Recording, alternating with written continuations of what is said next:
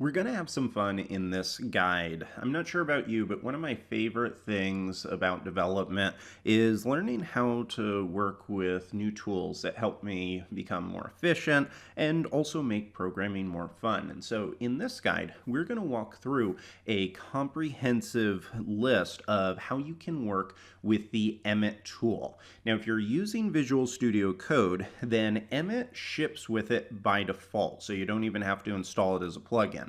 If you're using some other text editor such as Vim or Sublime Text or Atom, then you may need to add it in manually, but you can search through those respective package manager or plugin directories and find it. And the way you spell it is just Emmet, and then you'll be able to use it. But if you're following along with Visual Studio Code, then you can simply start typing each one of these things and they're going to work.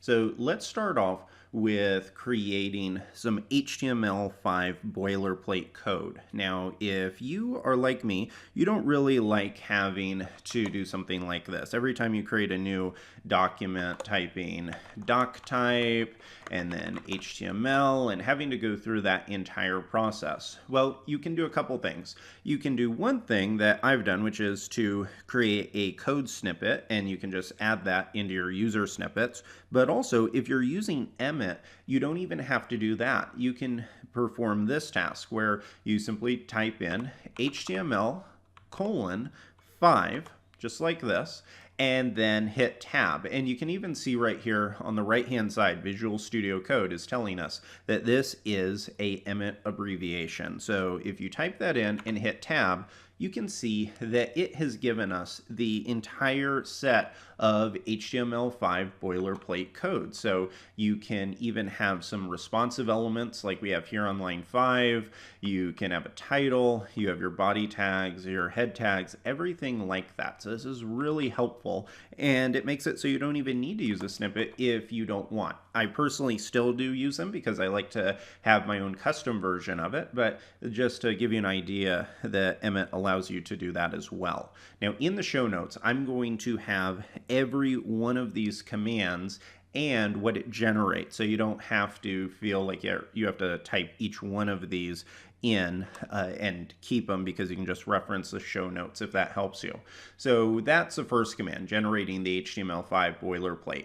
Now next, let's see how we can use some computational tools. So if you've ever had a scenario where you wanted to create bullet points, you might have had to do something like this, where you typed in a UL tag, and then inside of it you typed one li, and then you had to copy that and do all of this manually. And that's perfectly fine. You can do it that way, but Emmet allows you to use computation. So you can actually multiply all of that out. And so in one line, you can generate as much code as you want. So here, the command I'm going to use is ul, and then the greater than sign. And then from there, type li times, which we use an asterisk for times, and then if you want 10 bullet points, just type 10, just like that, hit tab, and you can see that it built all of those for you automatically, and it even placed the cursor right in the first bullet point, so I could start working just like that. And so multiplication is something that is very helpful, and as you may have noticed, it also allowed me, if you use that greater than symbol, it allows you to use a parent-child relationship. So if you noticed, we actually created 2 elements just by using that greater than symbol. So if you didn't want to multiply it out, you only wanted one li, then you could do ul greater than li, and then it creates that for you. So that is very helpful. Now, moving down the line, if you need to create a class, so say that you want to create a div and you want it to have a class name. Well, usually you'd have to do something like this. Type div and then class, and then give it whatever name you want. So if you could want to do container, and then you have to type whatever it is you want inside of the div. Well, to use Emmet for this, all you have to do is type period. So that is going to be that's how you define if it's going to be a class or an ID. And here I can just type container and then hit tab. And as you can see, that created the full div for us right there with a class of container.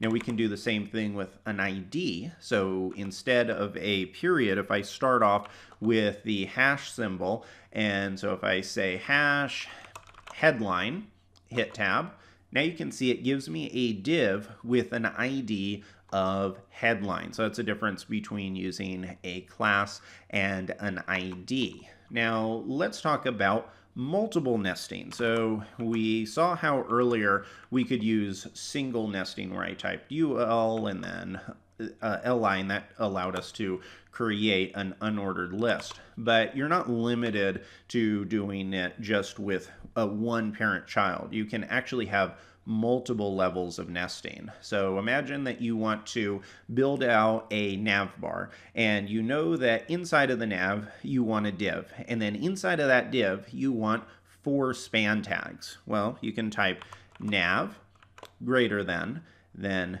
a div, then greater than, and then span times 4. And now you can see that generated a nav tag, it placed a div inside of it, and then it gave us 4 span tags automatically. So that is really helpful. I love being able to just auto-generate all of that code. It's not only saves time, it also is really fun. So far we've talked about nesting, but if you have a scenario where you may want to create multiple elements, but you don't want to place them all inside each other, what you can use is what is called the sibling operator, which is just the plus sign. So let's say that we want to have a nav, then below that we want to have a div with the class of container, and then we want to have a footer. So it's kind of a standard setup. So I can say nav plus dot container plus footer. Now if I hit tab, you can see that that gave me a nav element, then it gave me a div with class container, and then it gave me a footer. And as you can see, these are not nested inside each other. They are their own entities. And so that is something that I use quite a bit just so I can auto-generate all of the different components on a page that I know that I'm going to need. And now extending that knowledge a little bit, we can combine that sibling operator and our nested processes and put them all together. So if I want to have a nav component, and then below that I want to have my container class, and then inside of the container I want to have a UL and then an LI, and I want to have 5 different elements inside of that, 5 different list items. If I want to do that, I can. So I can combine the sibling operator with the other ones, such as being able to nest items. So here we have a nav bar followed by our div, which has a UL inside of it, and then that has our 5 list items inside of that. Now moving down the line, if you have ever seen a template website or you're kind of prototyping a website and you've seen lorem ipsum text, that is Latin and it is just placeholder text. Because imagine that you want to do something like have a paragraph tag and you want to have a few sentences inside of it because you're prototyping it, you want to see what it's going to look like on the website. Well, it would be a pain if you had to type all of that manually, and that wouldn't even get you that much text. So what we can do with Emmet is auto-generate as much placeholder content as we want. So if I were to want to have, say, 5 widgets. So I may want to have 5 divs with a class name of widget. So I'm going to say widget times 5. And then I want to have inside of that widget, I want to have some placeholder text. So I can say greater than, because we want to pass this inside each one of those widgets.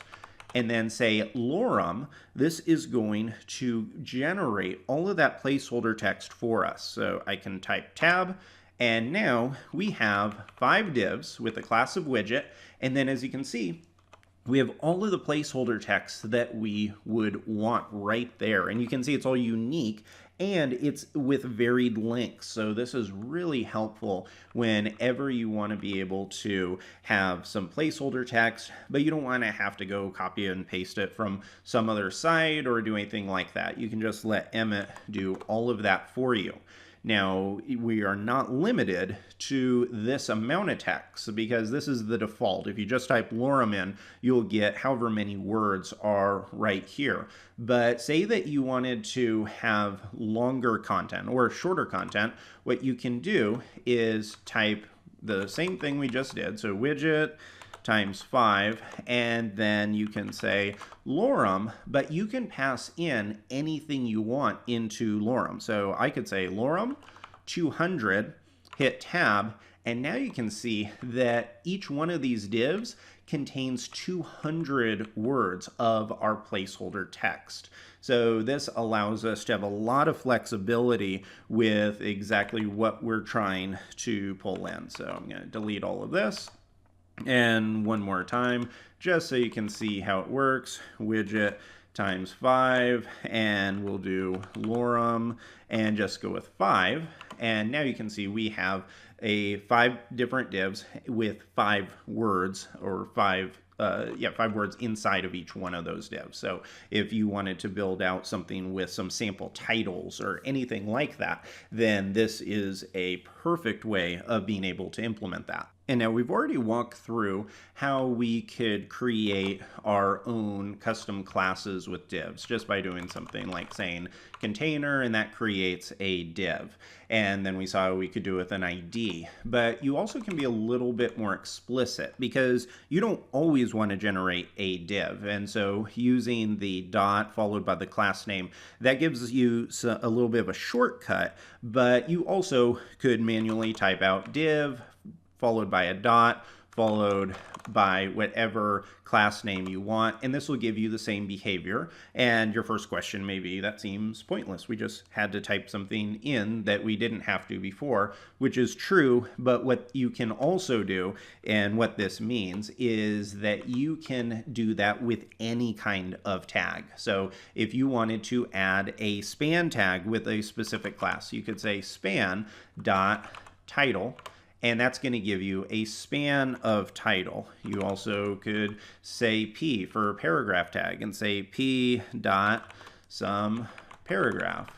And this is going to give you the same exact behavior where it creates a paragraph tag and then gives you whatever class that you pass directly into it. So that's something that when it comes to using Emmet, this might be one of the ways that I use it the very most, because it allows me to very quickly add a class and define what tag I want that nested inside of. Now, so far, whenever we have generated anything, we have created, for the most part, except when we used our lorem ipsum, we created empty divs and elements. So if I did something like container and then featured, if I can spell featured correctly, and then a h1, and if I did that, you can see that it works. I have a container with a featured class inside of it, and then an h1 heading inside of that. But we can even be a little bit more efficient,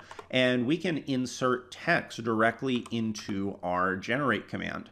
So I can say dot container, and then greater than sign dot featured, and then the greater than sign again, h1, and then pass in with curly braces whatever content I want. So here I can pass in hi there, and then simply type tab, and now you can see that it generated the same set of divs and the heading, but it also took our content and it added it directly into that heading tag. So that is something that is nice if you're wanting to be even a little bit more efficient. Now I will say I rarely implement this myself. I typically will simply generate all of the tags and then type it in because I don't really save, there's not a huge performance benefit to doing it. But just in case you want to, it is something that is helpful.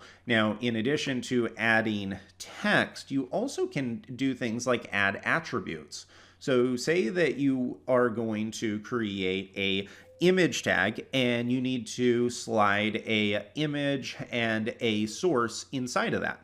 Well, I can say .img, and in this case, I'm just going to call a class of img wrapper.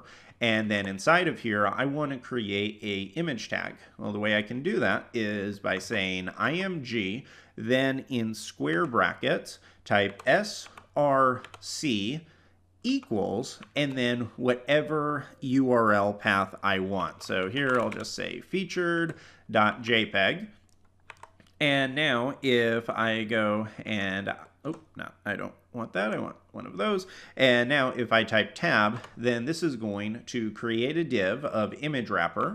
It generates the HTML tag for the image inside of it. And then it even passes in that featured path, the path to the image directly to the source. So this gives us a perfectly valid HTML image tag wrapped right into a image wrapper. So you can add in those attributes. I found that this can be really helpful for students that maybe don't have all of the syntax memorized for pure HTML, and they can simply learn and pass in these values into the generator commands for Emmet, and it allows them to have all of the code generated automatically. And now, just in case if you're curious if this src command is something magical, it is not. You can pass in anything you want as an attribute with those square brackets. So I could say .img wrapper and then pass in image just like we did before. And yeah, I can pass in the source like we did, where I'll say featured and then pass in whatever that path is, but then you can pass anything else that you want. So you could pass in alt and then just say my alt content. And then just so you know that you don't even have to pass in true HTML attributes. If you need to add something custom, you could say special adder, which is nothing real. It's just something that we're making up, and then put in whatever content that you want inside of it.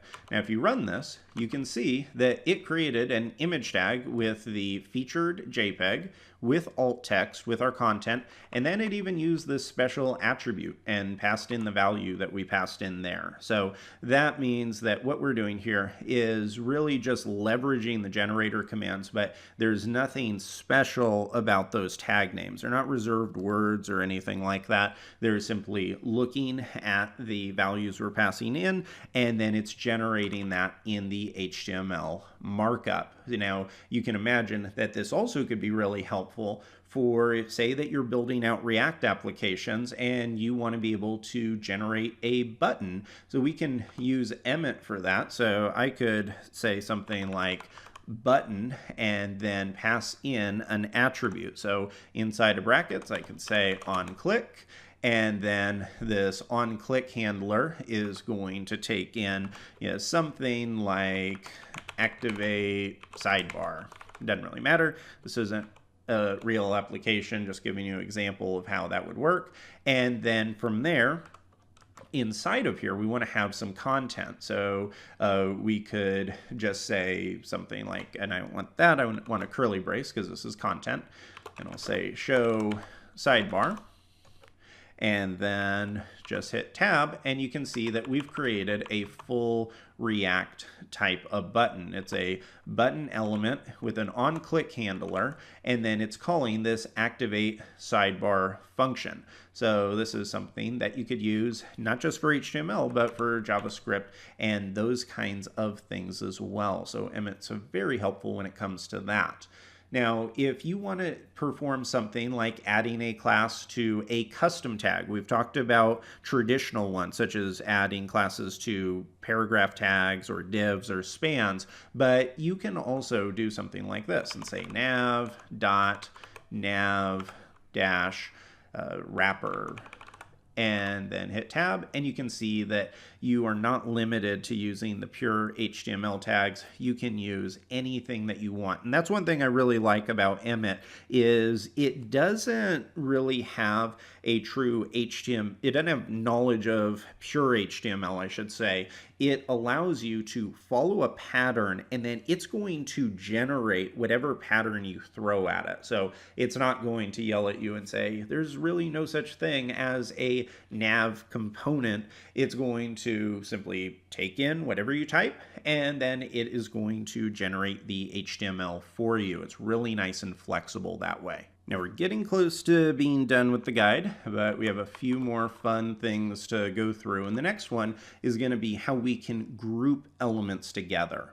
So say that we have a container, and then inside of that container, we want to have one div that is a hero unit, and then another one that's a content wrapper. And then below that, we want to have some bullet points. And then inside of those bullet points, we want to have a bunch of li tags. Well, we can run a grouping command by using parentheses. So I can say that I have a class of container, and inside of it, I have this group. So I have a group that is going to take a hero unit plus a container wrapper plus a UL, and then inside of that UL, I want it to have 10 li items. And so if I take this and run it, you can see that it generates HTML with a container class. Then inside of that, it has a hero unit. Inside of that, or below that, it has a container wrapper class, and then we have all of our bullet points. And so we can use parentheses to have a nice and easy way of grouping all of those kinds of things together. Now, we also have the ability to number items. So imagine that you have a scenario where you want to use a UL tag, and then you want to have some LIs inside of it, but each one of these LIs needs to have a class. So say it needs to have a bullet list 1, and then the next one needs to say bullet list 2. You might think that you need to type all of that out manually, but Emmet gives the ability for you to count, which can be very helpful in a number of situations. So you can say UL and then li dot bullet dash list, then the $sign, and then from there asterisk, and let's say 7. Now, if I run this, you can see that it performed that full task for us automatically. It created each one of those li tags, and it starting at 1, it added and customized the numbers at the end of each one of these classes. So it auto-generated all of that for us, and that could definitely save some time depending on how many elements that you need to create. And now we are down to our last 3 tips. I'm going to now walk through how you can auto import style sheets. So if you simply type in link and then tab, this gives you the full set of syntax you need in order to import a style sheet. Now, if you want the ability to create a link, or say that you're new to development and you're constantly forgetting the syntax, if you type A and then tab, that creates a basic link for you. But if you want to get even a little bit more efficient, you can create and pre-populate that A tag. So you can say A, and then using brackets, you can say href, And then inside of that, you can pass in whatever that href is. So I can say google.com, and then at the very end of this, we can actually add in some content with curly brackets. So I can say Google, and now if you hit tab, you can see that you've created a full link that has an href inside of it, and then it even has the text for that link. So you've auto-generated the entire thing. And like before, you can add any attributes. You could add a target. You could do anything like that that you want. So I hope that this guide was helpful. I know it was a longer one, but I think by the end of it, you're going to be able to have a full tool set that you can use that'll help you become even more efficient as a developer.